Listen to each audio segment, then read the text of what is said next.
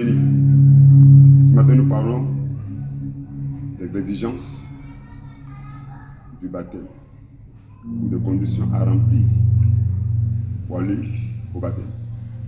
Le baptême, c'est un engagement pris en toute bonne conscience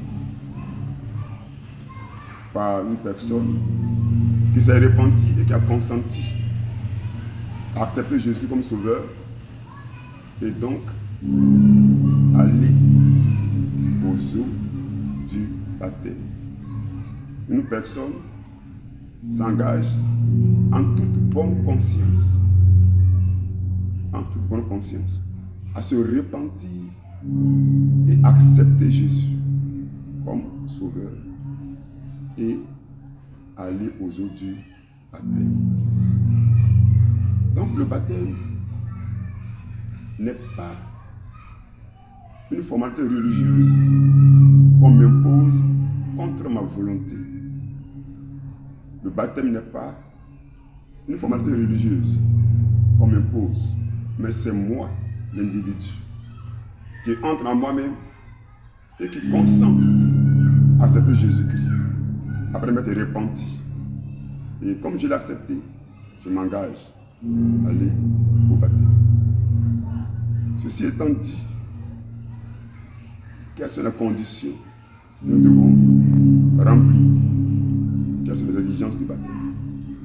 C'est la Bible qui va nous enseigner cela. Mais comprenons que le baptême en Christ a déjà eu une préfiguration dans le peuple d'Israël. Lorsque ce peuple quittait l'Égypte, traversait la mer Rouge, allait au désert de Canaan. La Bible dit que le peuple a été baptisé en Moïse. Donc quand je suis baptisé, je ne dois plus revenir à l'ancienne vie. Israël a quitté l'Égypte, traversé la mer Rouge. Israël ne pouvait plus revenir en Égypte, même quand le peuple le voulait. Le peuple a murmuré plusieurs fois dans le désert, demandant à retourner en Égypte. Cela était matériellement impossible. Quand on est baptisé, on doit retourner à ce qu'on a abandonné. Ceci étant, dans le livre de Luc chapitre 3, Jean-Baptiste, le précurseur, donne les conditions à remplir pour le baptême. Il dit d'abord, en Luc 3, verset 5, toute vallée doit être comblée. La vallée, c'est un lieu profond. Nous venons à Dieu avec des cœurs profonds, des cœurs gardant des rancœurs, des rancunes.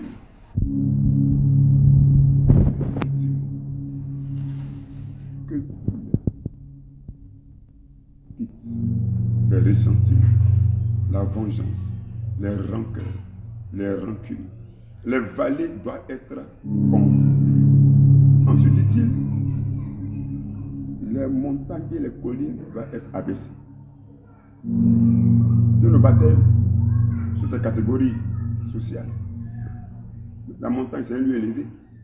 Il y a des gens que le monde a élevés. Des gens qui sont élevés dans le monde. Les autorités, toutes ces personnes doivent venir au baptême dans l'humilité. Dans l'humilité jusqu'aux eaux du baptême. Le ministre qui a accepté Jésus-Christ doit accepter de venir aux eaux du baptême, se dépouiller, se rabaisser et se faire baptiser. Toutes les montagnes, la fierté, l'orgueil que le monde nous a donné, les titres, ces choses, être abaissées. Il continue en disant encore, ce qui est tortueux doit te redresser. Ce qui n'est pas droit doit te redresser. Nous avons des démarches pas toujours orthodoxes, des comportements pas toujours justes et droits. Nos vies sont des vies tortueuses. Nos chemins, des chemins tortueux. Nous ne sommes pas francs parce que nous faisons beaucoup de malice, de ruse sur notre comportement. Il faut redresser là-bas. il faut mettre sa vie. Il faut quitter ce qui est tortue. Il faut quitter la ruse. Tout ce qui est raboteux doit être après. Les scandales, les pièges qu'on tend aux autres, toutes ces choses, il faut les abandonner. Il va encore loin. Et il va cibler les couches sociales. Il va dire par exemple aux publicains, n'exigez rien en dehors de ce qui vous est ordonné. Le publicain, c'est l'image aujourd'hui de tous nos frères, douaniers, collecteurs d'impôts, distributeurs de taxes dans les mairies. Il ne faut pas surfacturer. Il ne faut pas frauder. Les publicains, nos frères douaniers, tout cela, collecteurs d'impôts, qui ont accès à l'argent pour faire du bien au cœur de l'État, ne doivent pas s'enrichir de façon malhonnête. Ils sont invités à la repentance. Ils sont invités au baptême.